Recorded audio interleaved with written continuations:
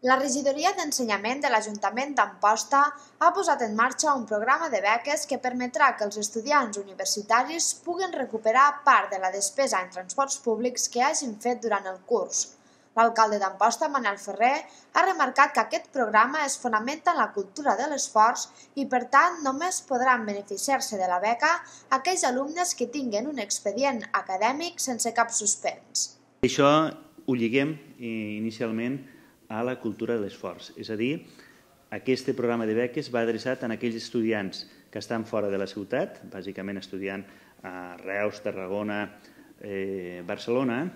i que puguen presentar un expedient acadèmic sense cap suspens, és a dir, que aquells bons estudiants tindran la possibilitat de poder rescabalar part dels diners que dediquen al transport per a desplaçar-se fora de la ciutat. D'aquesta manera, Ferrer afirma que es vol incentivar als estudiants a retornar l'esforç que fan les seves famílies per a que puguen estudiar fora. Així doncs, els estudiants que sol·liciten aquesta beca hauran de presentar un expedient amb totes les matèries aprovades, un certificat d'empadronament, els rebuts dels transports públics utilitzats i omplir un formulari que podran trobar a la pàgina web d'Amposta. Segons ha explicat la regidora d'Ensenyament, Isabel Ferrer, cada estudiant podrà recuperar fins al 50% de la despesa en transports. En aquest sentit, Ferrer ha apuntat que es tracta d'una prova pilot a la qual aquest primer any es destinarà una partida de 9.000 euros, però en funció de la demanda, el proper any es reforçarà.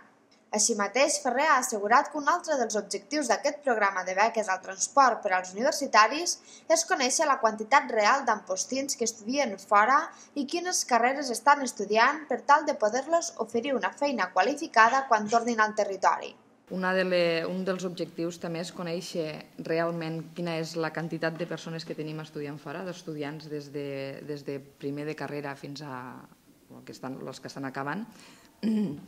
per tenir una base de dades bastant real de les persones que estan estudiant en aquests moments fora d'Amposta i saber també quines són les carreres que s'estan cursant per poder preparar, si és el cas, la tornada d'aquestes persones aquí a Amposta per poder oferir-los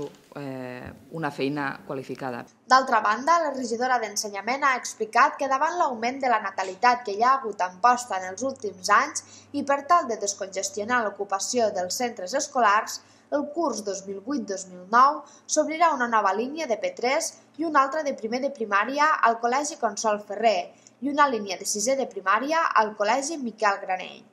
Així mateix han informat que a partir del 25 de març s'obre el període de preinscripció escolar i que l'Ajuntament posa a disposició de tots els ciutadans l'Oficina Municipal d'Escolarització, que s'encarrega tant de l'assessorament com de l'assignació de centres escolars.